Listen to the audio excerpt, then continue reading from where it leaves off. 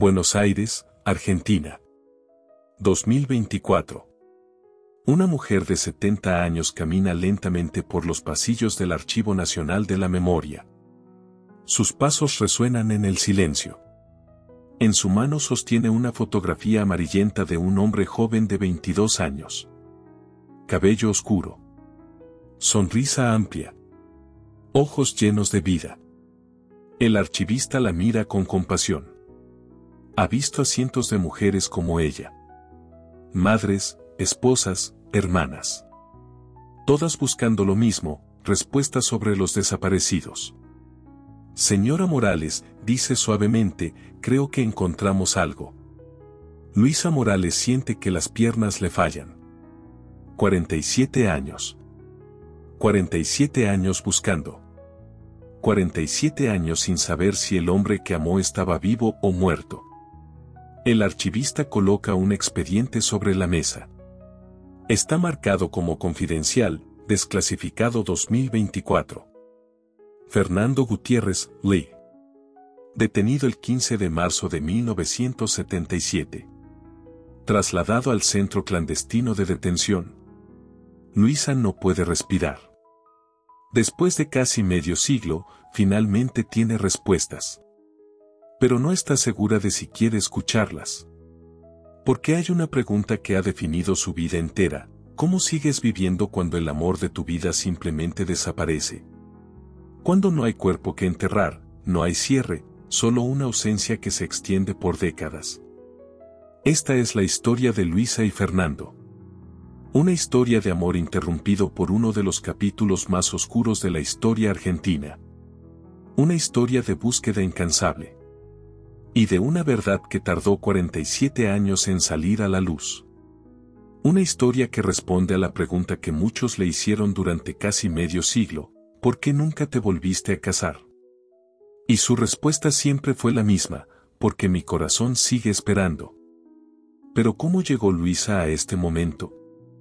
¿Qué llevó a una mujer a dedicar 47 años de su vida buscando a alguien que el mundo le decía que olvidara? La respuesta comienza en 1975. En una Buenos Aires vibrante y peligrosa. En una época donde amar a la persona equivocada podía costarte la vida. Esta es una historia sobre amor, sí. Pero también sobre resistencia. Sobre negarse a olvidar cuando el olvido es más fácil. Sobre buscar verdad cuando la verdad está enterrada bajo capas de secretos gubernamentales y terror estatal. Y sobre una mujer que, cuando todos le dijeron déjalo ir, respondió, nunca. Porque Luisa Morales no es solo una mujer que esperó. Es una mujer que buscó. Que investigó. Que se enfrentó a un sistema que quería que permaneciera en silencio. Que transformó su dolor en propósito. Y en 2024, 47 años después de que Fernando desapareciera, finalmente descubrió la verdad. Una verdad que cambiaría todo. Buenos Aires, 1975. La ciudad respiraba tensión y esperanza en partes iguales. Las calles bullían con manifestaciones estudiantiles, cafés llenos de intelectuales debatiendo el futuro del país, y una sensación palpable de que algo grande estaba por suceder. Nadie sabía aún si ese algo sería maravilloso o terrible.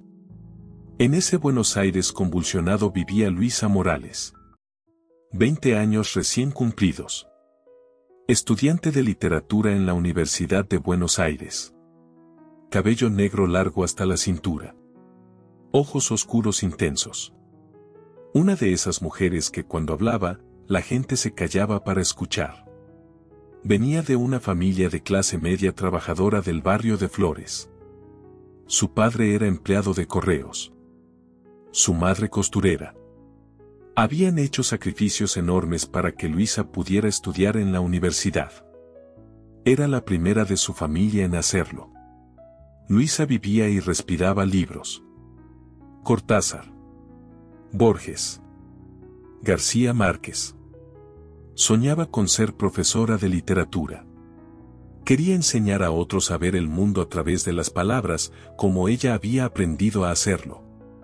Pero más que eso, Luisa tenía conciencia social. Creía en la justicia, en la igualdad, en que el mundo podía cambiar si suficientes personas se atrevían a alzar la voz. Era idealista de la forma en que solo los jóvenes de 20 años pueden serlo. No era activista radical. No pertenecía a ninguna organización política. Simplemente creía que el silencio ante la injusticia era complicidad. Y Luisa Morales nunca había sabido quedarse callada. Fernando Gutiérrez era diferente. 2 años mayor que Luisa. Estudiante de medicina en el último año de su carrera. Venía de una familia más acomodada de Recoleta. Su padre era médico. Su madre profesora de piano. Fernando tenía ese tipo de bondad que no necesita anunciarse.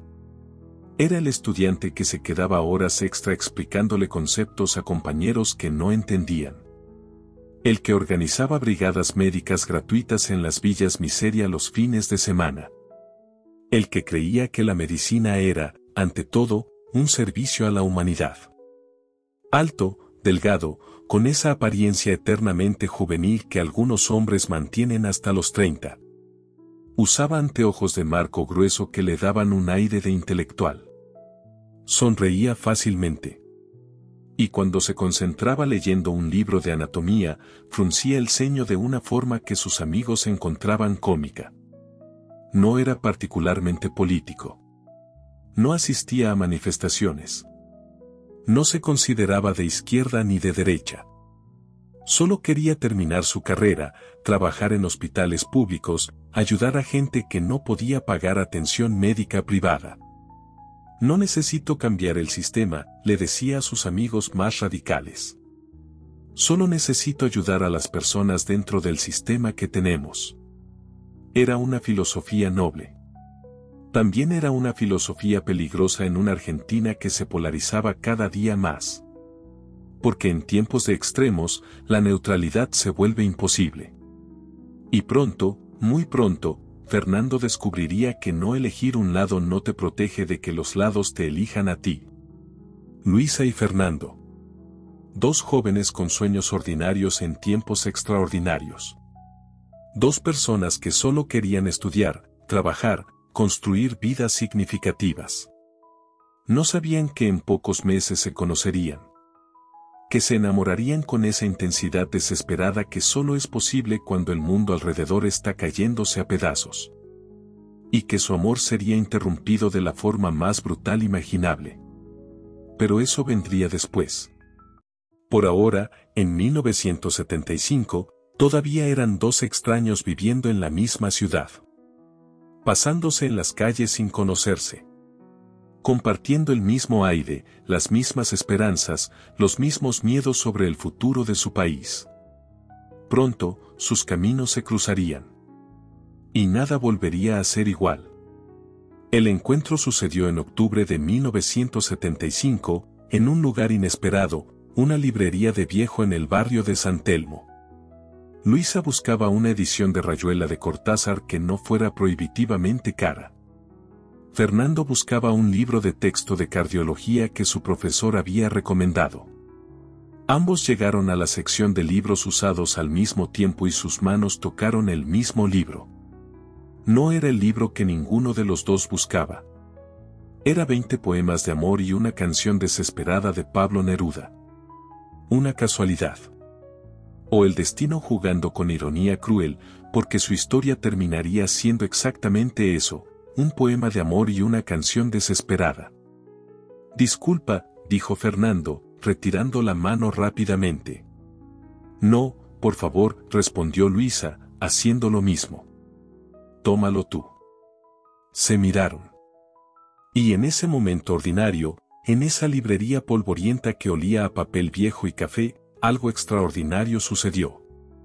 Esa conexión inexplicable que ocurre cuando 2 personas se reconocen sin haberse conocido antes. ¿Estudias literatura?, preguntó Fernando, notando los otros libros que Luisa sostenía bajo el brazo. Sí. En la UBA, respondió ella. ¿Y tú? No pareces del tipo literario. Miró los libros médicos que Fernando sostenía. Medicina, confirmó él con una sonrisa. Último año. Pero me gusta leer. Aunque generalmente no leo poesía. Deberías, dijo Luisa, tomando el libro de Neruda y extendiéndoselo. La poesía te enseña a ver lo que la ciencia no puede explicar. Fernando tomó el libro, pero no lo miró. Seguía mirándola a ella. ¿Cómo qué? ¿Cómo por qué dos extraños pueden encontrarse en una librería y sentir que se conocen de toda la vida? Fue directo. Audaz. Exactamente el tipo de cosa que Luisa haría. Fernando se sonrojó ligeramente. «¿Te invito a un café?», preguntó él. «Hay una cafetería aquí cerca. Se llama La Poesía. Parece apropiado». Luisa aceptó. Y esa tarde de octubre de 1975 se convirtió en 5 horas de conversación ininterrumpida.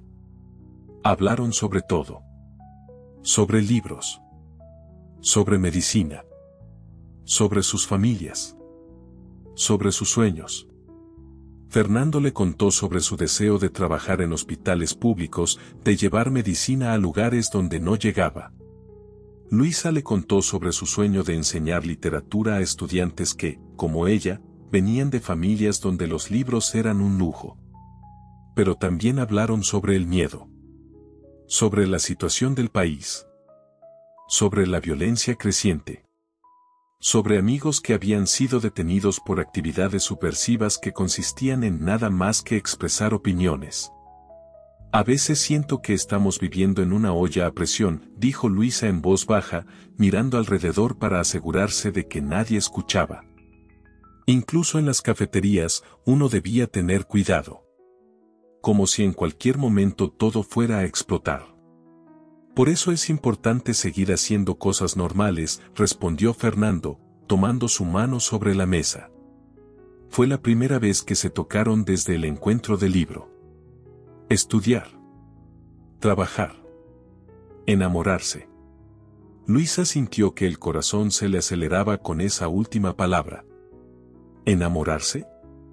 Sí, dijo Fernando simplemente. Enamorarse. Porque si dejamos de hacer eso, si dejamos de creer en el futuro, entonces ya ganaron. Quien quiera que sean, ellos, punto. Cuando salieron de la cafetería, ya era de noche.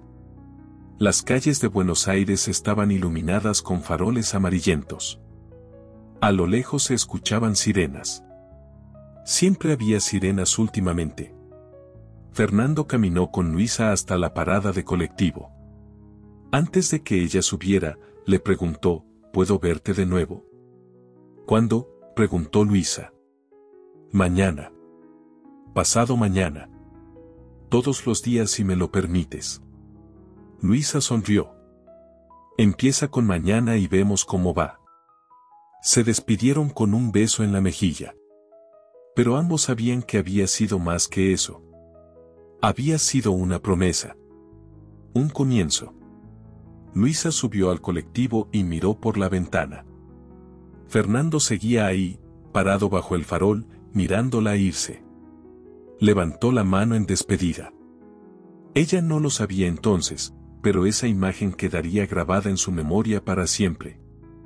Fernando bajo un farol amarillento, sonriendo, despidiéndose con la mano.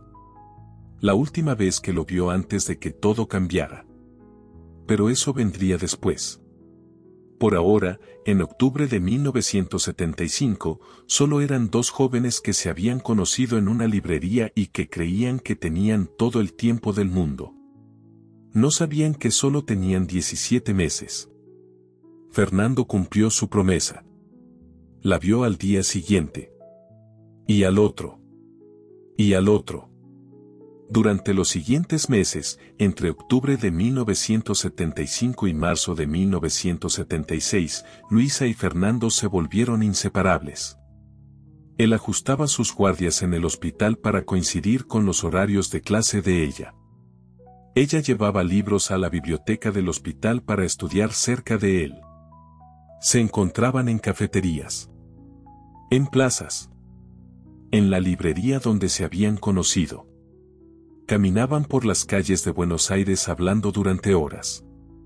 A veces sobre cosas profundas. A veces sobre nada en particular.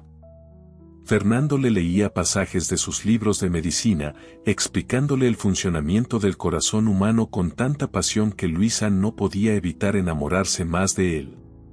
Luisa le recitaba poesía de Neruda, de Lorca, de Benedetti, enseñándole a ver el mundo con ojos literarios. El corazón late aproximadamente 100.000 veces al día, le explicó Fernando una tarde mientras caminaban por el Parque Lezama. Bombea sangre sin detenerse desde que nacemos hasta que morimos. Es el músculo más fuerte del cuerpo humano. Y el más frágil, añadió Luisa, apoyando su cabeza en el hombro de él. Porque puede romperse con una sola palabra. Con una sola pérdida. Fernando la besó entonces. Fue su primer beso real. Bajo un árbol jacarandá en plena floración, con pétalos púrpura cayendo a su alrededor como nieve de colores. En diciembre de 1975, Fernando la llevó a conocer a sus padres. Fue una cena formal en la casa de Recoleta. Los padres de Fernando fueron educados pero distantes. Claramente esperaban que su hijo se casara con alguien de su misma clase social. Es una chica encantadora, le dijo su madre después de que Luisa se fuera. Pero Fernando, debe ser práctico. Ustedes vienen de mundos diferentes. Venimos del mismo mundo, respondió Fernando con firmeza. Ambos creemos en construir algo mejor. Eso es lo único que importa. En enero de 1976, Luisa lo llevó a conocer a sus padres. La recepción fue completamente diferente. Su madre lloró de alegría. Su padre le dio a Fernando un abrazo que casi lo asfixia. Cuida de mi hija, le dijo el padre de Luisa. Y ella cuidará de ti. Pero mientras su amor florecía, el país se desmoronaba. El 24 de marzo de 1976, las Fuerzas Armadas dieron un golpe de Estado. La presidenta María Estela Martínez de Perón fue derrocada. Una junta militar asumió el control. Al principio, muchos pensaron que sería temporal. Que el orden se restablecería y eventualmente habría elecciones. Pero los días se convirtieron en semanas, y las semanas en meses, y quedó claro que esto era diferente. Comenzaron las desapariciones. Estudiantes. Profesores. Sindicalistas. Periodistas. Gente que simplemente desaparecía. Sin arrestos oficiales. Sin cargos. Sin juicios. Solo ausencias repentinas y familias desesperadas buscando respuestas que nadie daba. Tenemos que tener cuidado, le decía Fernando a Luisa casi diariamente. No hables de política en público. No asistas a manifestaciones. Por favor. No voy a vivir con miedo, respondía Luisa con esa terquedad que la definía. No he hecho nada malo. Solo estudio literatura. No importa lo que hayas hecho o no, insistía Fernando. Solo importa lo que ellos piensen que hiciste. O lo que podría hacer alguien con quien te vieron hablar. A pesar del miedo, o quizás por causa de él, decidieron que no querían esperar más. En agosto de 1976, Fernando le propuso matrimonio. No fue elaborado. No hubo anillo caro ni restaurante elegante. Fue en la misma librería donde se habían conocido, frente al estante de poesía, con el mismo libro de Neruda en las manos. Cásate conmigo, dijo simplemente. Porque no quiero desperdiciar ni un solo día más sin ser oficialmente tuyo. ¿Por miedo?, preguntó Luisa. ¿Por qué el mundo se está cayendo a pedazos? No, respondió Fernando. A pesar del miedo. Porque si algo nos enseña este momento es que el mañana no está garantizado. Y quiero pasar cada mañana que tengamos juntos. Luisa dijo que sí. Y lloraron abrazados entre los libros viejos, sabiendo que estaban eligiendo esperanza en un tiempo de desesperanza. Planearon una boda sencilla para marzo de 1977. Nada ostentoso. Solo familia cercana. Una ceremonia civil seguida de una pequeña recepción. Comenzaron a buscar un departamento pequeño que pudieran pagar con sus trabajos de medio tiempo. Fernando conseguiría su título de médico en diciembre de 1976. Ya tenía oferta para trabajar en el Hospital Público de Flores. Luisa terminaría su carrera en 1978. Después enseñaría en escuelas secundarias. Tenían un plan. Tenían un futuro. Tenían amor en medio del caos. Por las noches, acostados en el pequeño departamento de estudiante de Fernando, planeaban su vida juntos. Quiero 3 hijos, decía Luisa. 2 niñas y un niño. Yo quiero 4, respondía Fernando. 3 niños y una niña.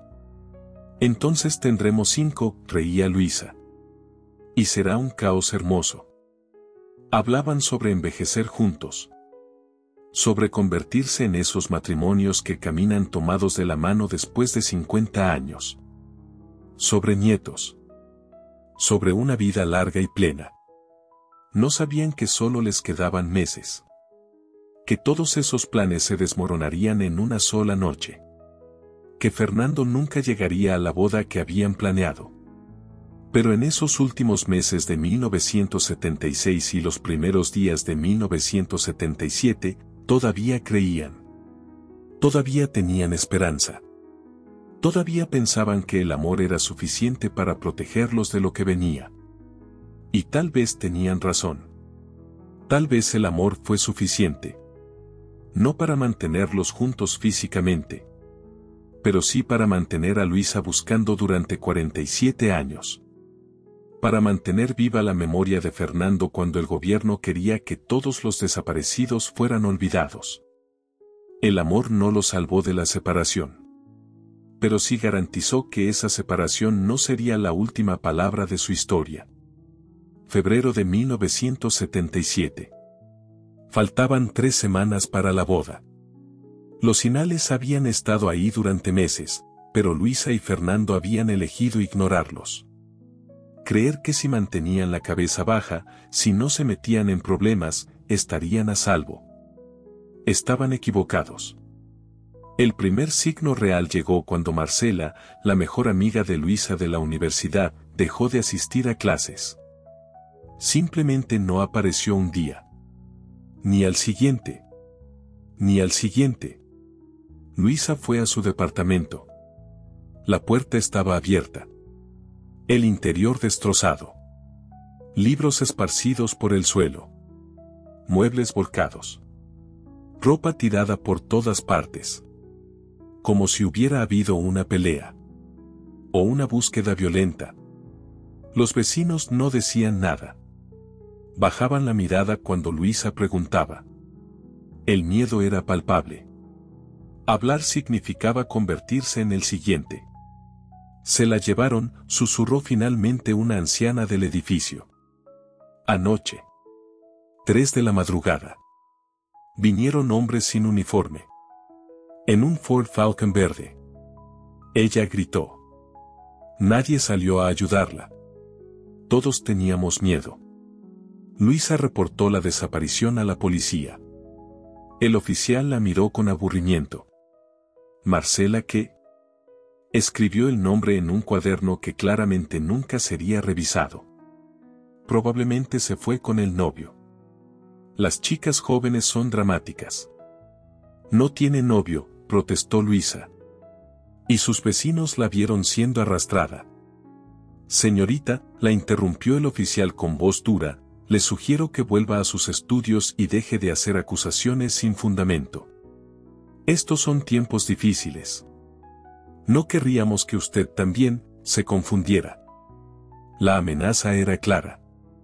Luisa salió de la comisaría temblando.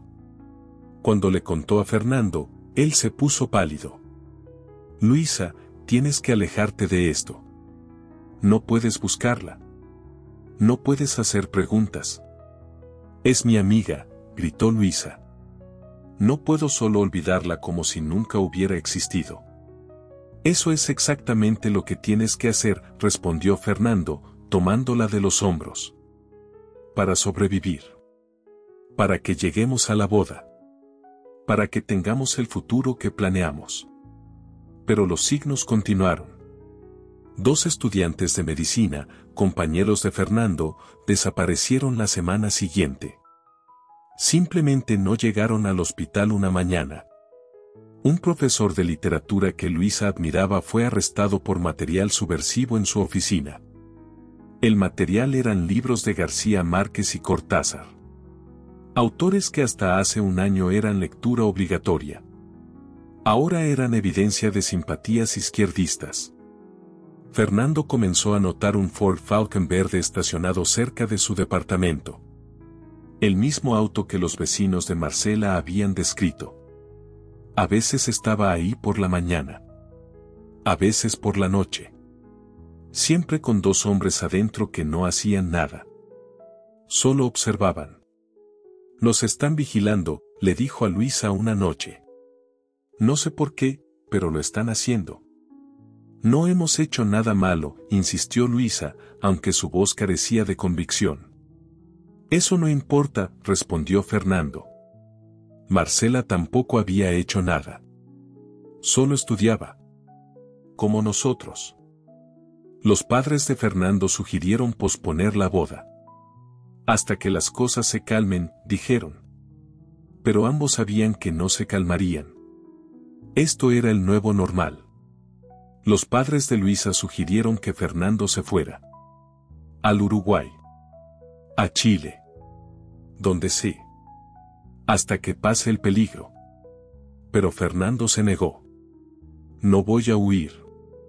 No voy a dejar a Luisa. Nos casaremos como planeamos. El 10 de marzo de 1977, Fernando recibió su título oficial de médico. Debió ser un día de celebración. Pero la ceremonia fue tensa, apresurada. Muchos de sus compañeros de clase no asistieron. Algunos ya habían desaparecido. Otros habían huido del país. Esa noche, mientras cenaban en el departamento de Fernando, él sacó una caja pequeña. Quiero que guardes esto, dijo, entregándosela a Luisa. Adentro había cartas. Documentos. Fotografías de ellos dos. Si algo me pasa. No digas eso, lo interrumpió Luisa. Si algo me pasa, continuó Fernando con firmeza, quiero que tengas prueba de que existí. De que nos amamos. De que esto fue real. Luisa lloró. Porque en ese momento ambos sabían. Sabían que algo malo venía. Podían sentirlo en el aire, como electricidad antes de una tormenta. Nos casaremos en 5 días, dijo Luisa, sosteniendo su rostro. Y después de eso, estaremos a salvo. Seremos una familia oficial. Tiene que significar algo. Fernando la besó. No dijo lo que ambos pensaban, que ser familia oficial no los protegería de nada. La tormenta estaba a punto de golpear. Y arrastraría todo con ella. 15 de marzo de 1977. 3 de la madrugada. Luisa estaba dormida en su departamento cuando escuchó golpes frenéticos en la puerta. Golpes que no eran de visita cortés. Eran golpes de urgencia. De terror. Abrió la puerta y encontró a la señora Gutiérrez, la madre de Fernando, en camisón y zapatillas. Tenía el rostro descompuesto. Los ojos rojos de llorar. Se lo llevaron, jadeó. Vinieron por él. Se lo llevaron. El mundo de Luisa se detuvo. ¿Quién? ¿Quién se lo llevó? No sé. Hombres. Sin uniformes. Fernando llamó hace 20 minutos. Dijo que estaban golpeando su puerta. Que no sabía qué hacer. Le dije que no abriera. Pero seguían golpeando. gritando que abriera o derribarían la puerta. Y entonces la línea se cortó. Y cuando llamé de vuelta, nadie contestó. Luisa se vistió en segundos. Corrieron al departamento de Fernando. Quedaba a 8 cuadras. Corrieron todo el camino. El padre de Fernando las alcanzó en su auto a medio camino.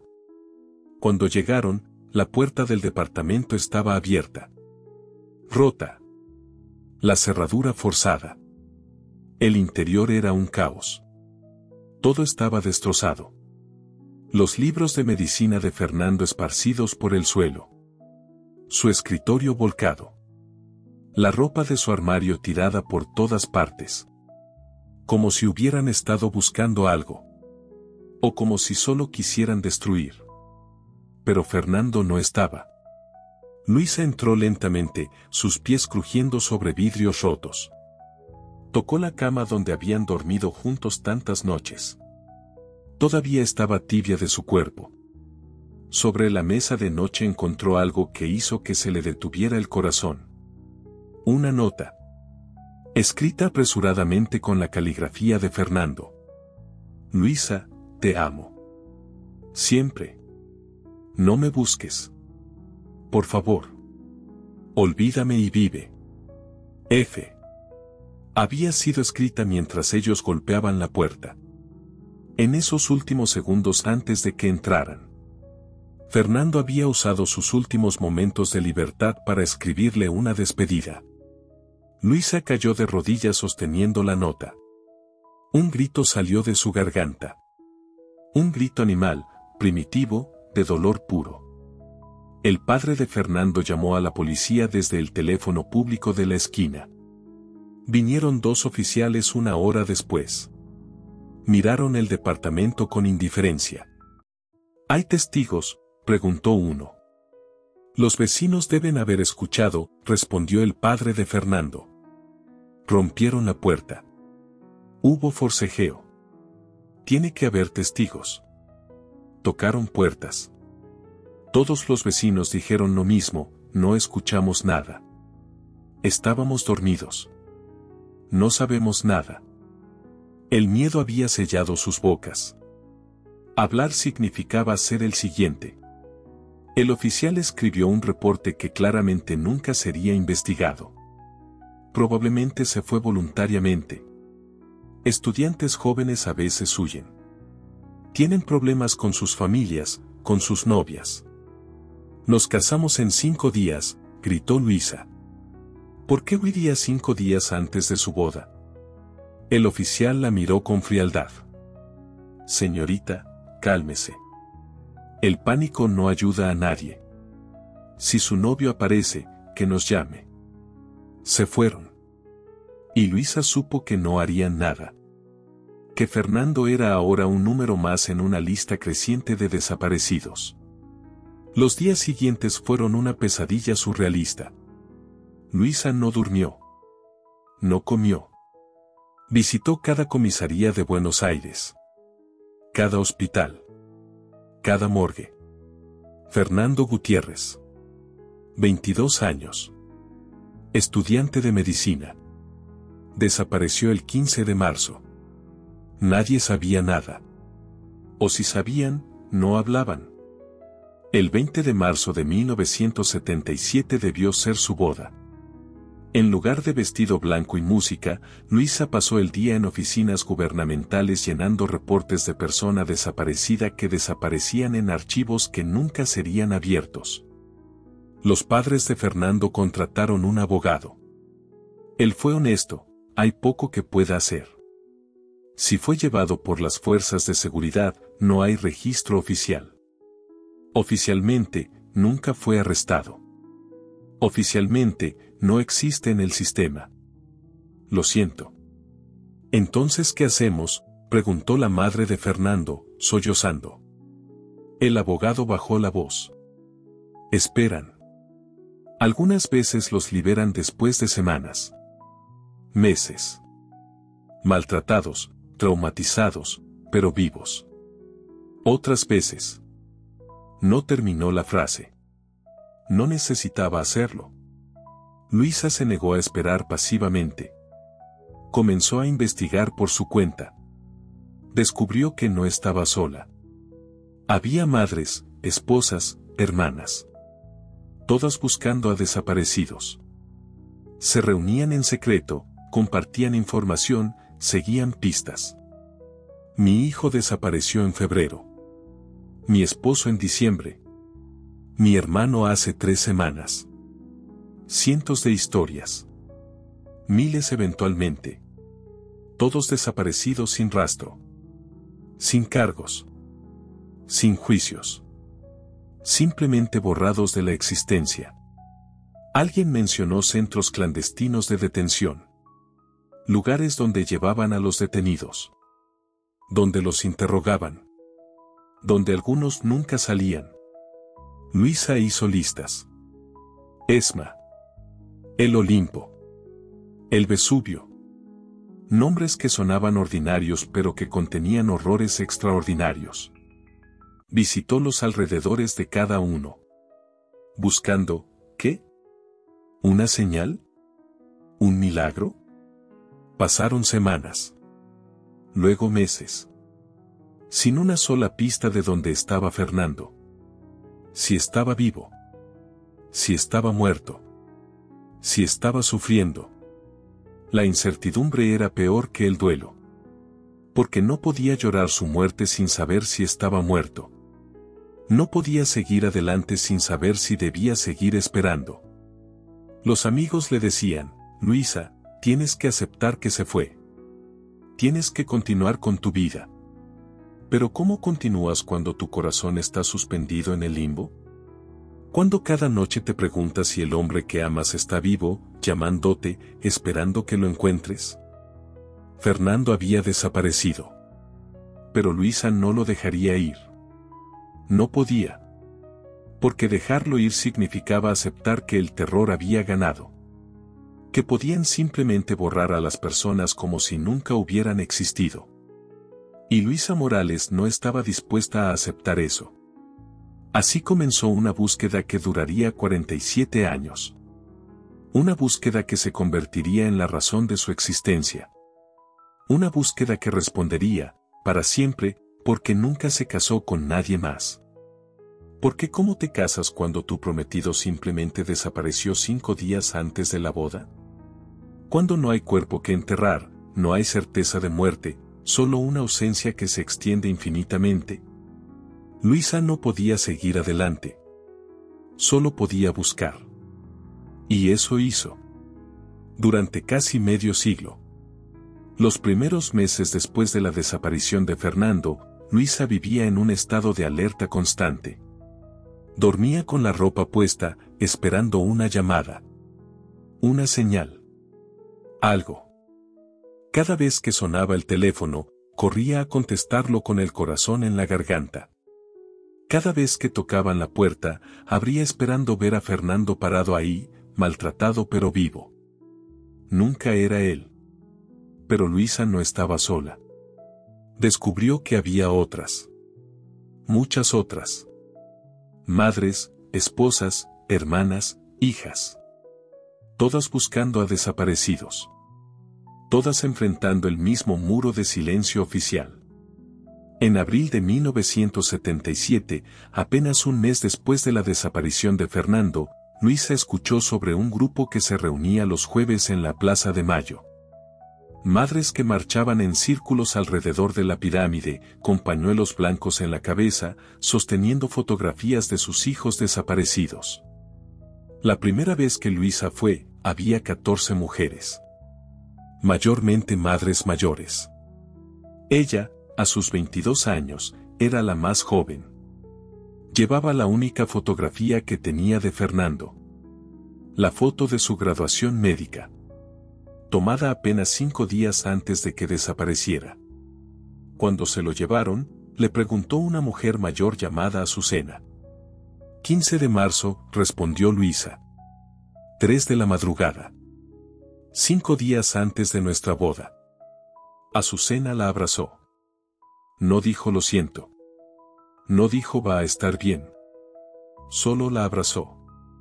porque las palabras eran insuficientes para esto. Las madres, como se llamarían eventualmente, se convirtieron en la familia de Luisa. Cada jueves marchaban. Al principio solo ellas. Luego más se unieron.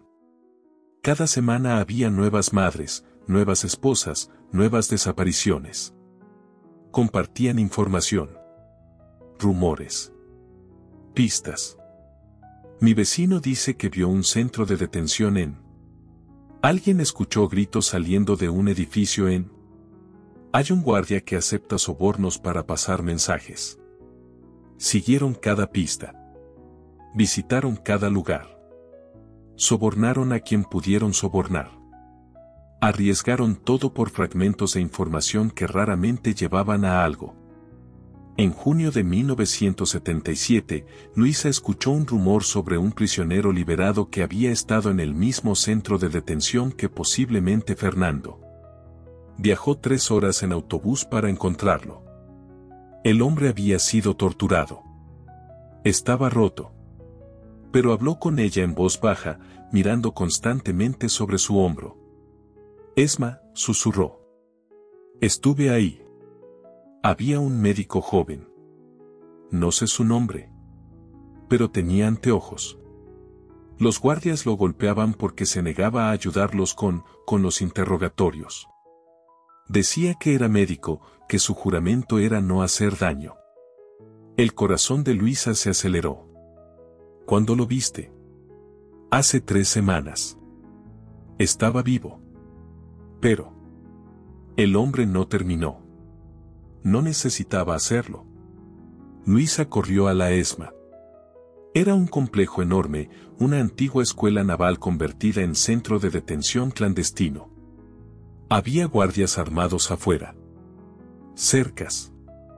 No había forma de entrar. Se paró afuera durante horas. Días. Esperando ver algo. Cualquier cosa. Otros familiares hacían lo mismo. Se reconocían entre sí por la desesperación en sus ojos.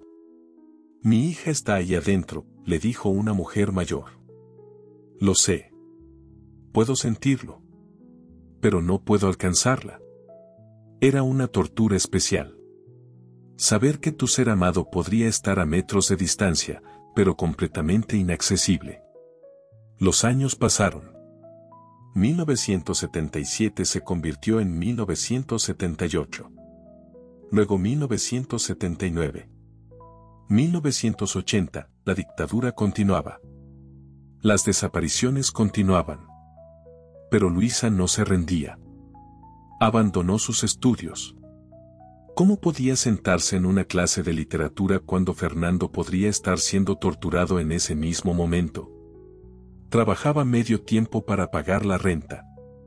El resto del tiempo lo dedicaba a buscar. Su vida social desapareció.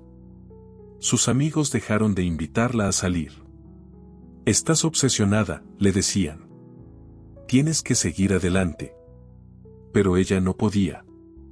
El fantasma de Fernando estaba en todo. En cada calle de Buenos Aires. En cada cafetería donde habían tomado café. En la librería donde se conocieron. En el departamento destruido que ella visitaba secretamente, que nadie había vuelto a rentar. Los padres de Fernando eventualmente se rindieron. No oficialmente. Pero dejaron de buscar activamente. El dolor los había consumido. El padre tuvo un infarto en 1980. La madre cayó en depresión profunda. Luisa, le dijo la madre de Fernando en 1981, tienes 22 años. 23. 24. Tu vida no puede ser solo esto. Fernando querría que vivieras. Estoy viviendo, respondió Luisa. Solo que mi vida es buscarlo. Pero la búsqueda estaba cobrando su precio. Luisa adelgazó. Desarrolló insomnio crónico. Cada sonido en la noche la despertaba. Cada Ford Falcon verde en la calle la hacía temblar. Sabía que también estaba siendo vigilada. El mismo auto aparecía cerca de su departamento. Personas la seguían. Recibió llamadas amenazantes. Voces distorsionadas diciéndole que dejara de hacer preguntas. Que las chicas curiosas también desaparecían. Otros familiares de desaparecidos efectivamente desaparecieron. Madres que marchaban demasiado fuerte. Que preguntaban demasiado. Que se volvían demasiado visibles. Luisa vivía con miedo constante. Pero un miedo menor que la alternativa, rendirse. En 1982, Argentina entró en guerra con Gran Bretaña por las Malvinas. Fue un desastre. Y cuando la dictadura perdió la guerra, perdió también su control sobre el país. En 1983, la dictadura finalmente cayó. Raúl Alfonsín fue elegido presidente. Prometió investigar las desapariciones. Justicia. Verdad. Luisa, ahora de 28 años, sintió esperanza por primera vez en 6 años. Finalmente tendrían respuestas. Finalmente sabrían qué había pasado con los desaparecidos. Se formó la CONADEP, la Comisión Nacional sobre la Desaparición de Personas. Luisa testificó. Le contó sobre Fernando. Sobre la noche que desapareció. Sobre todo lo que había descubierto en 6 años de búsqueda. Esperó resultados. Esperó que abrieran los archivos secretos. Que los responsables confesaran. Que alguien le dijera qué había pasado con Fernando. Pero las respuestas fueron parciales. Fragmentadas. La CONADEP documentó miles de casos. Pero no todos. Los militares habían destruido evidencia. Quemado archivos. Algunos nunca hablarían. El nombre de Fernando Gutiérrez apareció en las listas oficiales de desaparecidos. Confirmado. Reconocido. Pero no explicado. No resuelto. Luisa sabía ahora que Fernando había sido llevado a la ESMA. Pero no sabía qué había pasado después. Si había muerto ahí. Si había sido trasladado. Si había sido uno de los vuelos de la muerte donde tiraban prisioneros vivos al océano desde aviones. No había cuerpo. No había tumba. Solo un nombre en una lista interminable de ausencias. La democracia había regresado. Pero Fernando no. Y Luisa entendió que su búsqueda no había terminado. Apenas comenzaba. Los años se convirtieron en décadas. Y Luisa Morales se convirtió en la mujer que nunca dejó de buscar. En 1985, con 30 años, rechazó su primera propuesta de matrimonio. Un compañero de trabajo, hombre bueno, paciente, que la había cortejado durante 1 año. ¿Por qué no?, le preguntó él cuando ella dijo que no. Fernando desapareció hace 8 años. Probablemente esté muerto. No está volviendo. Probablemente, admitió Luisa. Pero no lo sé. Y hasta que lo sepa, mi corazón le pertenece a él. Eso es locura, dijo el hombre, no con crueldad sino con frustración genuina. Vas a desperdiciar tu vida esperando un fantasma. Tal vez tenía razón. Pero Luisa no podía traicionar la memoria de Fernando casándose con otro cuando no tenía certeza de su muerte. Los años 80 pasaron. Luego los 90. Luisa envejecía. 30 se convirtió en 40. 40 en 50. Las arrugas aparecieron. Su cabello negro comenzó a mostrar hebras grises. Su cuerpo comenzó a doler con los años de marchas, de vigilias, de estrés constante. Trabajaba como bibliotecaria. Nunca terminó su carrera de literatura. Pero estar rodeada de libros le daba consuelo. A veces tomaba el libro de Neruda, el mismo que Fernando había querido comprar el día que se conocieron, y leía los poemas pensando en él. Cada jueves, sin falta, marchaba en la Plaza de Mayo. Ahora las madres eran famosas internacionalmente. El mundo conocía su historia. Pero el reconocimiento no devolvía a los desaparecidos. Azucena, la mujer mayor que había abrazado a Luisa en su primera marcha, murió en 2005 sin saber qué había pasado con su hijo. Luisa estuvo en su funeral y lloró no solo por Azucena, sino por todas las madres que morirían sin respuestas. No seas como nosotras, le susurró una de las madres más ancianas en el funeral. Eres joven todavía. 50 no es demasiado viejo para encontrar amor, para tener una familia. Pero Luisa tenía 50 años y Fernando tenía 24 eternamente en su memoria. El joven médico de sonrisa fácil y anteojos gruesos. Congelado en el tiempo mientras ella envejecía.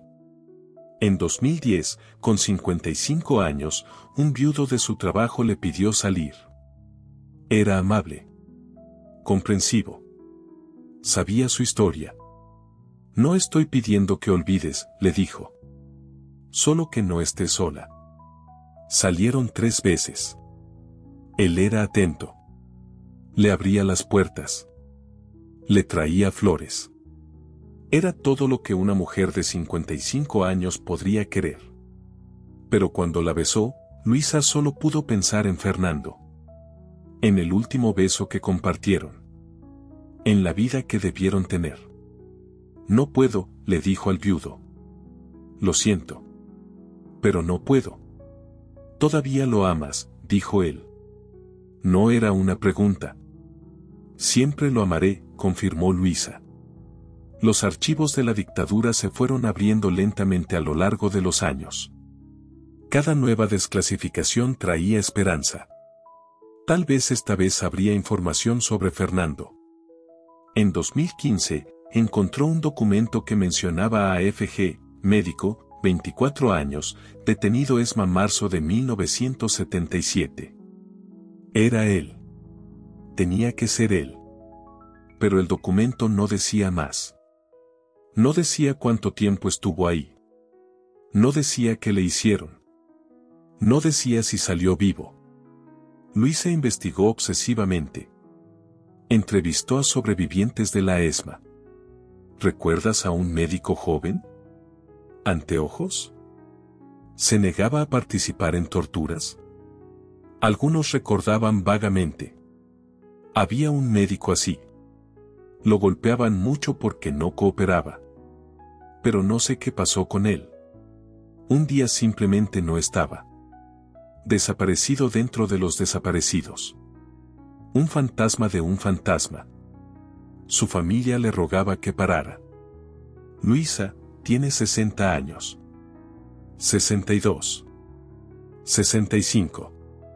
¿Cuándo vas a descansar? Cuando sepa, respondía siempre. Cuando tenga respuestas. Los padres de Fernando murieron. Primero el padre en 2016. Luego la madre en 2019. Ambos sin saber qué había pasado con su hijo. En sus funerales, Luisa se sintió como la última guardiana de la memoria de Fernando. La última persona que seguía buscándolo activamente. Los años 2020 llegaron. La pandemia. El mundo se detuvo. Pero Luisa no. Investigó desde su casa. Los archivos se digitalizaban. Bases de datos se creaban. Tal vez esta vez. En 2022, con 67 años, experimentó problemas de salud. Su corazón. Irónico, pensó. Fernando habría sido cardiólogo. Habría cuidado de su corazón. Ahora su corazón estaba fallando y Fernando no estaba ahí para salvarlo. El médico le dijo que redujera el estrés. Su cuerpo ha estado en alerta constante durante décadas. Necesita descansar. Pero ¿cómo descansas cuando tu razón de vivir es buscar? Para 2024, Luisa tenía 69 años. Casi 70. Su cabello completamente blanco. Su cuerpo cansado. Pero sus ojos seguían teniendo esa determinación feroz. 47 años habían pasado desde la desaparición de Fernando. La mayoría de las madres originales habían muerto. Una nueva generación había tomado su lugar. nietos buscando abuelos que nunca conocieron. Luisa era ahora una de las ancianas. Una de las últimas que había conocido personalmente a su desaparecido. Que lo había amado. Que había planeado casarse con él. ¿Por qué nunca te casaste?, le preguntaban constantemente. Periodistas. Estudiantes de historia. Gente curiosa. Su respuesta nunca cambiaba, porque mi prometido desapareció 5 días antes de nuestra boda. Y hasta que sepa qué pasó con él, no puedo cerrar ese capítulo. No puedo empezar otro cuando el anterior sigue abierto. Pero han pasado 47 años, protestaban. Y cada uno de esos años he esperado respuestas, respondía Luisa con firmeza. El tiempo no borra el amor. No borra la necesidad de verdad. En marzo de 2024, Luisa recibió una llamada del Archivo Nacional de la Memoria. Señora Morales, hemos desclasificado nuevos documentos. Creemos que hay información sobre Fernando Gutiérrez. ¿Podría venir? Luisa sintió que el corazón le daba un vuelco. 47 años. 47 años y finalmente. Tomó la fotografía de Fernando de su graduación. La misma que había llevado a cada marcha durante 47 años. La misma que estaba desgastada por el tiempo y las lágrimas. Voy a encontrar respuestas, le susurró a la fotografía. Después de todos estos años, finalmente voy a saber. No sabía si las respuestas la liberarían o la destruirían. Pero después de 47 años viviendo en el limbo, cualquier verdad era mejor que la incertidumbre. Se dirigió al archivo. Y su vida, suspendida durante casi medio siglo, estaba a punto de cambiar para siempre. Abril de 2024. Archivo Nacional de la Memoria. Buenos Aires. Luisa caminó por los pasillos con las piernas temblando. 69 años. 47 de ellos dedicados a este momento. A esta posibilidad. El archivista era joven. Probablemente 30 y algo. No había nacido cuando Fernando desapareció. Para él esto era historia. Para Luisa era su vida. Señora Morales, dijo con respeto genuino, los documentos que encontramos fueron desclasificados hace apenas 2 semanas. Estaban en archivos de la Fuerza Aérea que habían permanecido sellados. Colocó una carpeta sobre la mesa. Estaba marcada, traslados, marzo de 1977, confidencial. Luisa respiró profundo antes de abrirla. Sus manos, arrugadas por la edad, temblaban. Adentro había listas. Nombres. Fechas. Destinos. Y ahí, en tinta descolorida pero legible, estaba, Gutiérrez, Fernando. 24 años. Médico. Detenido 15 de marzo de 77. ESMA. Traslado 20 de agosto de 77, destino, Trelew, Chubut. Liberado bajo identidad falsa 12 de noviembre de 77. Condición, amenaza muerte si regresa o contacta familia. El mundo de Luisa se detuvo. Liberado.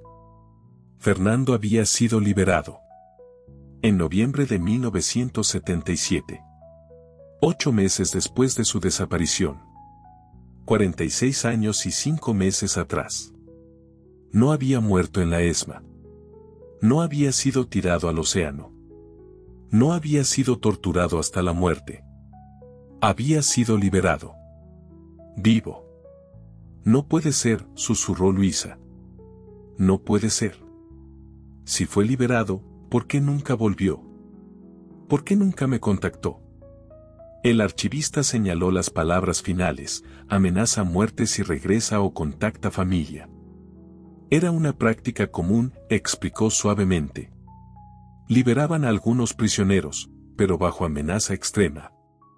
Les decían que si volvían a Buenos Aires, si contactaban a sus familias, los matarían. A ellos y a sus seres queridos. Algunos creyeron la amenaza y vivieron toda su vida en escondite. Luisa sentía que no podía respirar. ¿Estás diciendo que Fernando ha estado vivo todos estos años? ¿Qué estuvo ahí afuera mientras yo lo buscaba? No lo sabemos con certeza, respondió el archivista. El documento dice que fue liberado en Trelew. Pero no sabemos qué pasó después. Si sobrevivió. Si huyó del país. Sí. Necesito ir a Trelew, interrumpió Luisa, parándose abruptamente. Necesito buscarlo ahí. Señora Morales, fue hace 46 años. Incluso si fue liberado ahí, probablemente no se quedó. Es una ciudad pequeña. Habría sido peligroso. Pero Luisa no escuchaba. Por primera vez en 47 años, tenía una pista concreta. Un lugar. Una posibilidad. Fernando podría estar vivo. Esa noche, Luisa no durmió. Investigó obsesivamente. Trelew era una ciudad en la Patagonia. Lejos de Buenos Aires. Un buen lugar para esconderse durante la dictadura. Aislado. Menos vigilado. ¿Habría permanecido ahí después de que la dictadura cayó en 1983? ¿O habría huido al exterior? ¿A Chile? ¿A Uruguay? A la mañana siguiente, compró un boleto de avión a Trelew. Su sobrina, preocupada, intentó detenerla. Tía Luisa, tiene 69 años. Problemas del corazón. No puedes ir volando a la Patagonia persiguiendo un documento que podría no significar nada. Significa todo, respondió Luisa con firmeza. Es la primera evidencia real de que Fernando sobrevivió. Después de 47 años, finalmente tengo esperanza real. ¿Y si no lo encuentras? ¿Y si murió hace décadas? ¿Y si el documento está equivocado? Entonces al menos lo intenté, dijo Luisa. Pero no buscar, no intentar, eso sí me mataría. Voló a Trelew al día siguiente. Era una ciudad de 100.000 habitantes. Pequeña comparada con Buenos Aires. Pero lo suficientemente grande para que un hombre pudiera perderse en ella. Luisa comenzó metódicamente. Visitó el hospital principal. Preguntó por registros de médicos que hubieran trabajado ahí en los años 70 y 80. Fernando Gutiérrez, preguntó al director de recursos humanos, un hombre de 50 años. Él revisó archivos viejos. No tenemos ningún Fernando Gutiérrez en nuestros registros. ¿Y bajo otros nombres?, preguntó Luisa. El documento decía que fue liberado bajo identidad falsa. El hombre la miró con compasión. Señora, sin saber qué nombre usó, es imposible. Hemos tenido docenas de médicos en 46 años. Luisa sintió la desesperación crecer. Había sido tonta pensando que sería simple. Pero no se rindió. Visitó iglesias, escuelas, comercios. Mostró la fotografía de Fernando a cualquiera que tuviera más de 60 años. ¿Reconoce a este hombre? Habría llegado en 1977. Médico. Probablemente asustado. Usando un nombre falso. Nadie lo reconocía. O si lo hacían, no admitían. Pasó una semana en Trelew. Luego 2. Su dinero se agotaba. Su salud se deterioraba. El frío patagónico era brutal para sus articulaciones ancianas. Estaba a punto de rendirse cuando una mujer mayor en una panadería dijo, «Espera. ¿Dijiste médico? ¿1977?» El corazón de Luisa se aceleró. «Sí. ¿Lo conoces?» «Tal vez», dijo la mujer lentamente. Había un médico que llegó al pueblo alrededor de esa época. Callado. Nunca hablaba de su pasado. Trabajaba en una clínica pequeña en las afueras. Se hacía llamar, ¿cómo era? Roberto. Roberto Álvarez. ¿Dónde está ahora?, preguntó Luisa urgentemente. La clínica cerró hace años, respondió la mujer. Pero creo que todavía vive por aquí. Debe tener 70 y tantos ahora. A veces lo veo en el mercado. Luisa sintió que las lágrimas brotaban. ¿Cómo se ve? Alto. Delgado. Anteojos gruesos. Cabello completamente blanco ahora. Fernando usaba anteojos gruesos. Era alto y delgado. ¿Dónde puedo encontrarlo?, preguntó Luisa, su voz quebrándose. Vive en las afueras del pueblo. Casa azul pequeña. Al final de la calle San Martín. Luisa corrió. Literalmente corrió. Sus 69 años y su corazón débil gritaban en protesta. Pero después de 47 años, estaba tan cerca. Encontró la calle. Encontró la casa azul. Tocó la puerta con manos temblorosas. Nadie respondió. Tocó de nuevo. Y de nuevo. Finalmente, la puerta se abrió. Y ahí estaba. 47 años mayor. Cabello blanco. Rostro arrugado. Pero los mismos ojos detrás de los mismos anteojos gruesos. Fernando. Vivo. Durante 5 segundos completos, ninguno de los dos habló. Se miraron como si estuvieran viendo fantasmas. Porque en cierto sentido, lo estaban. Luisa miraba al hombre que había amado cuando tenía 22 años. El hombre que había desaparecido 5 días antes de su boda. El hombre que había buscado durante 47 años. Fernando miraba a la mujer que había dejado atrás. La joven estudiante de literatura de cabello negro hasta la cintura. Ahora una mujer de 69 años con cabello blanco y ojos que habían visto demasiado dolor. Fernando habló primero. Su voz era un susurro quebrado, Luisa. Y con esa palabra, 47 años de contención se rompieron. Luisa se lanzó hacia él. No con abrazo. Con golpes. Puños contra su pecho. Pequeños, débiles por la edad, pero llenos de décadas de dolor. «Estabas vivo», gritó. «Estabas vivo todo este tiempo. 47 años. 47 años buscándote. Pensando que estabas muerto. Y estabas vivo».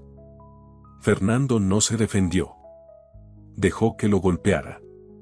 Las lágrimas corrían por su rostro. «Lo siento», susurraba una y otra vez. «Lo siento. Lo siento». Eventualmente, los golpes se convirtieron en sollozos. Luisa colapsó contra él, llorando de una forma que no había llorado en décadas. Fernando la sostuvo, ambos temblando, ambos rotos. Los vecinos miraban desde sus ventanas. Pero no salieron. En Argentina, todos reconocían esta escena. Todos sabían lo que significaba. Finalmente, Fernando la llevó adentro. La casa era pequeña, simple. Muebles viejos. Paredes desnudas. La casa de un hombre que vivía pero no estaba vivo. Se sentaron en el sofá desgastado. Luisa no podía dejar de mirarlo.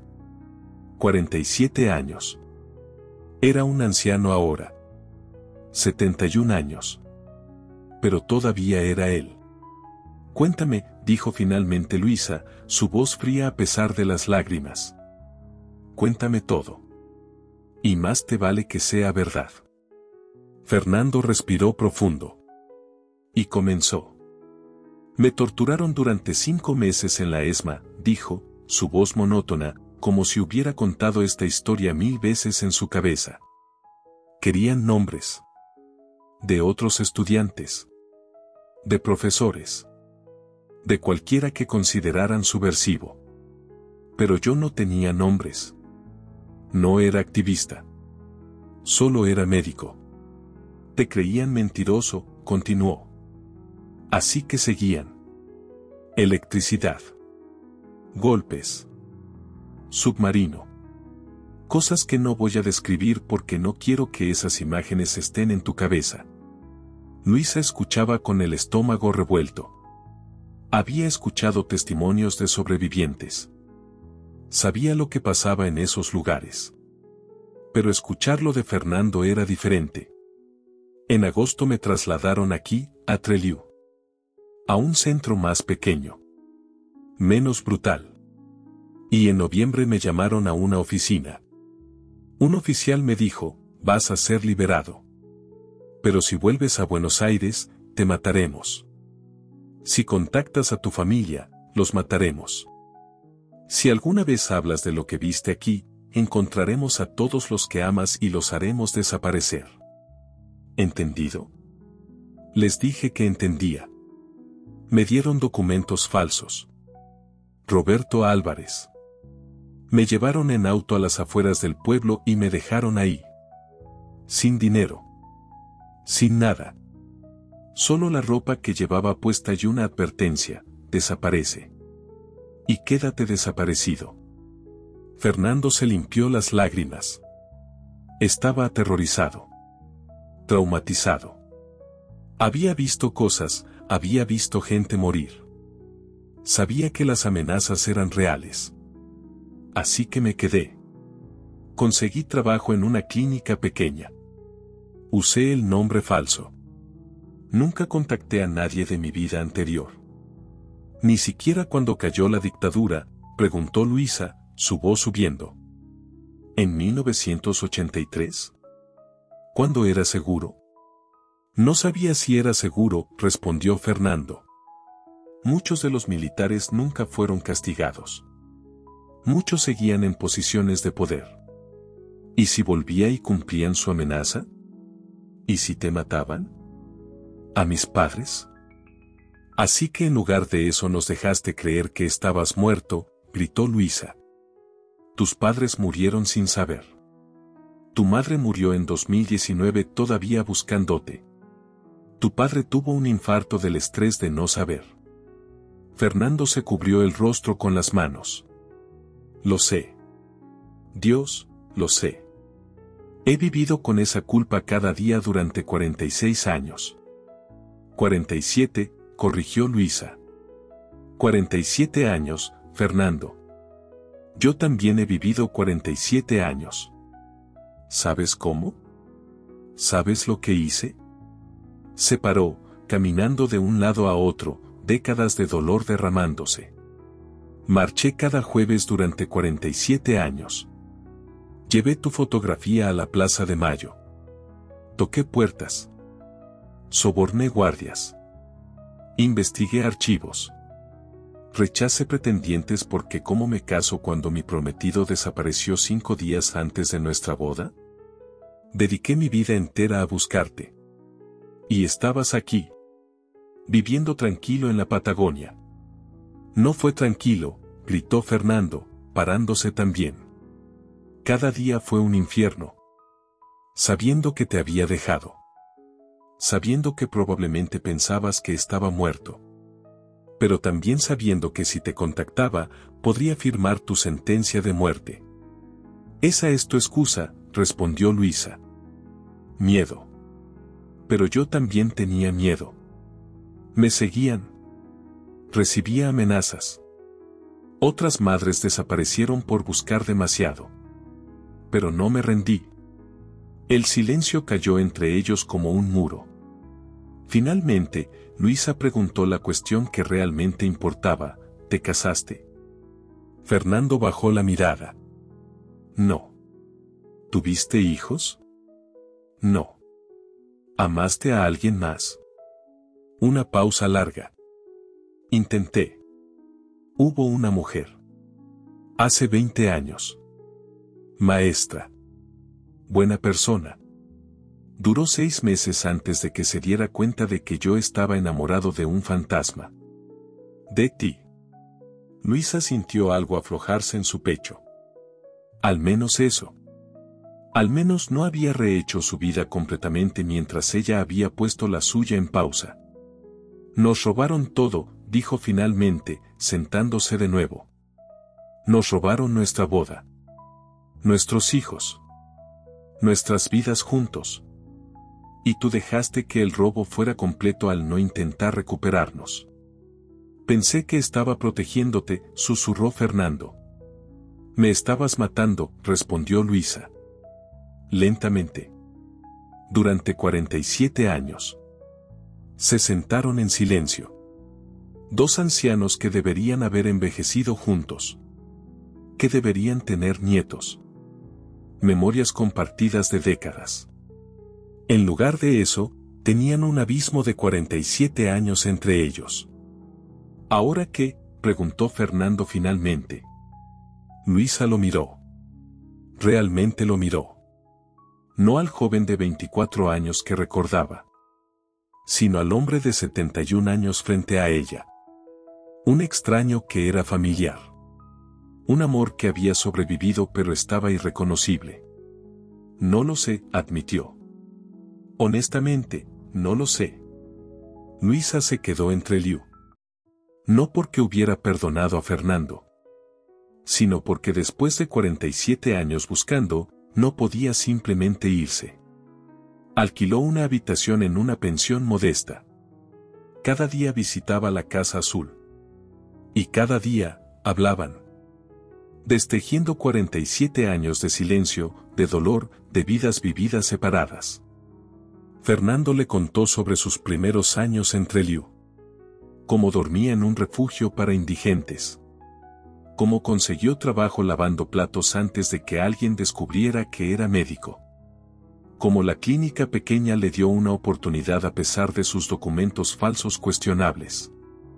Cada paciente que traté, dijo una tarde mientras tomaban mate en su pequeña cocina, cada niño con fiebre, cada anciano con el corazón débil, veía tus ojos. Pensaba, ¿me perdonaría por esto? ¿Por salvar otras vidas mientras la dejaba creer que estaba muerto? Luisa le contó sobre las marchas. Sobre las madres que se convirtieron en su familia. Sobre Azucena y las otras que murieron sin respuestas. Sobre los años de investigación obsesiva. Sobre los hombres que rechazó porque su corazón estaba congelado en marzo de 1977. Hubo momentos, admitió Luisa, en que deseaba que estuvieras muerto. Porque al menos entonces podría llorar y seguir adelante. Pero el no saber, eso era su propia forma de tortura. Lo sé, susurró Fernando. Y lo siento. Sé que, lo siento, no es suficiente. Sé que nunca será suficiente. Una semana pasó. Luego 2. Las conversaciones comenzaron a cambiar. Menos acusaciones. Más memorias. ¿Recuerdas la librería?, preguntó Fernando un día. El libro de Neruda, respondió Luisa con una pequeña sonrisa.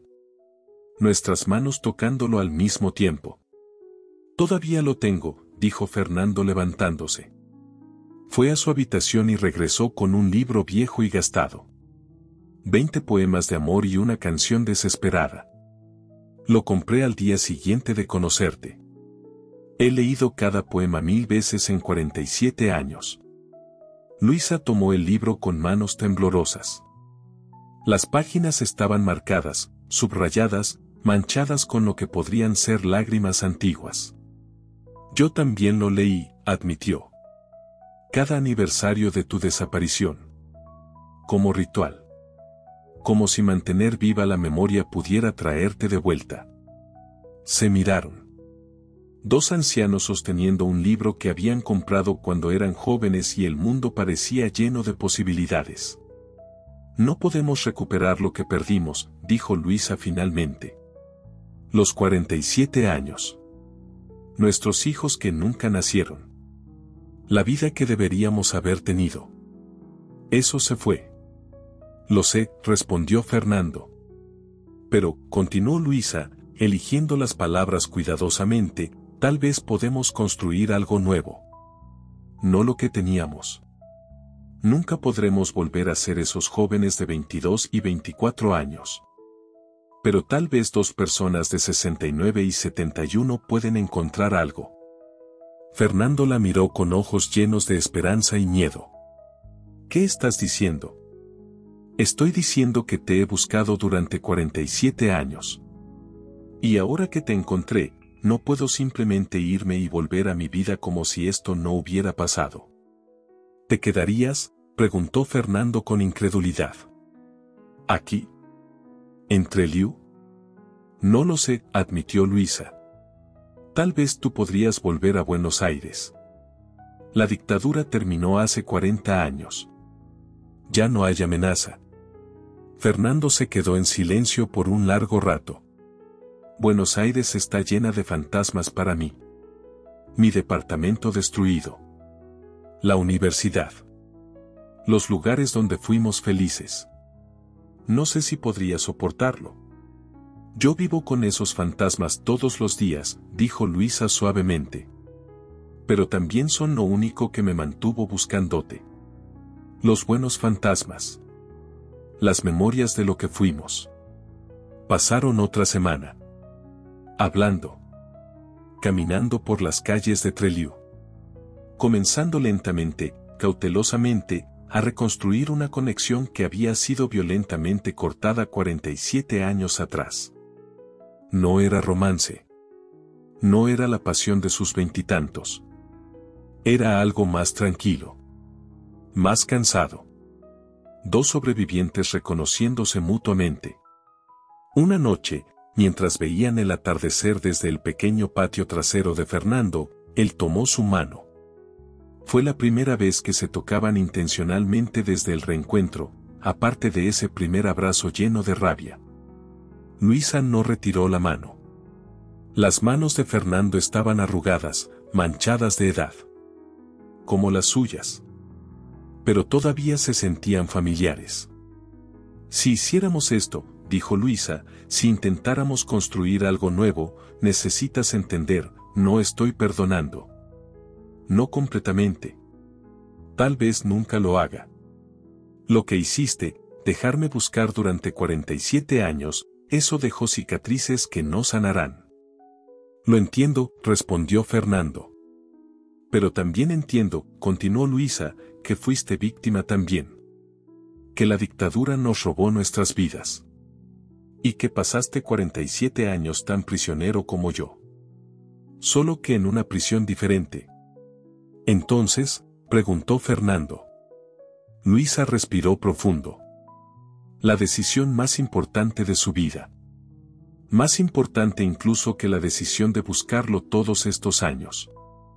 Entonces construyamos algo nuevo, dijo finalmente. No como venganza contra los que nos robaron el pasado. Sino como prueba de que sobrevivimos. De que el amor, incluso roto, incluso retorcido por trauma y tiempo, puede encontrar una forma de existir. Fernando lloró. No con vergüenza sino con alivio. ¿Te quedarías aquí? ¿Conmigo? Por ahora, respondió Luisa. Paso a paso. Día a día. Veremos si dos personas rotas pueden formar algo completo. No será fácil, advirtió Fernando. Nada en los últimos 47 años ha sido fácil, respondió Luisa con una sonrisa cansada. ¿Por qué esperaríamos que esto lo fuera? Esa noche, Luisa se quedó. No en su cama. Todavía no estaban ahí. Pero en la habitación de huéspedes de la pequeña casa azul. Y por primera vez en 47 años, durmió sabiendo dónde estaba Fernando. No era el final feliz de Cuento de Hadas. No era la boda que debieron tener en marzo de 1977. No eran los 50 años de matrimonio que habían soñado. Era dos sobrevivientes, rotos por historia y trauma, eligiendo no estar solos por el tiempo que les quedara. Era suficiente. Tenía que ser suficiente. Porque después de 47 años de búsqueda, de preguntas sin respuesta, de amor suspendido en limbo, Luisa finalmente tenía lo que había buscado, la verdad. Fernando estaba vivo. Y ahora, contra todas las probabilidades, contra toda lógica, intentarían estar vivos juntos. No para recuperar lo perdido. Eso era imposible. Sino para honrarlo. Para demostrar que incluso la dictadura más brutal, incluso 47 años de separación forzada, no podía borrar completamente el amor verdadero. Podía retorcerlo. Romperlo. Dejarlo irreconocible. Pero no podía destruirlo totalmente. Y en eso, había una especie de victoria. Pequeña. Amarga. Pero real. Luisa se mudó a Trelew en mayo de 2024. Dejó Buenos Aires, la ciudad que había sido su prisión y su propósito durante 47 años, y comenzó de nuevo en la Patagonia.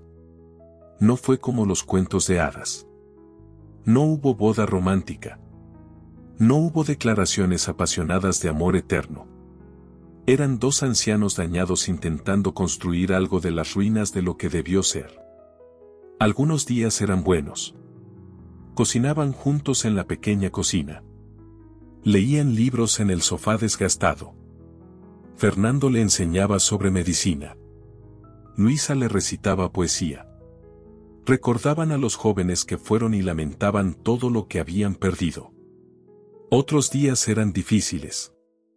Luisa explotaba con rabia sobre los años desperdiciados. Fernando se hundía en depresión al recordar su tiempo en la ESMA. Había noches donde dormían en habitaciones separadas porque el peso de 47 años era demasiado para compartir una cama. Pero se quedaban. Porque después de todo lo que habían soportado, rendirse ahora parecía desperdiciar el único triunfo que tenían sobre la dictadura que intentó destruirlos. En agosto de 2024, Fernando llevó a Luisa al cementerio local. Ahí, frente a las tumbas de extraños, se arrodilló con dificultad y dijo, aquí es donde debí terminar. En una tumba sin nombre. Olvidado. Borrado de la existencia. Pero estoy vivo. Y estás aquí. Eso es más de lo que merecemos después de lo que nos hicieron. Luisa ayudó a levantarlo, sus cuerpos ancianos apoyándose mutuamente. No nos hicieron esto solo a nosotros, respondió. Se lo hicieron a 30.000 personas. 30.000 desaparecidos. Nosotros somos los afortunados.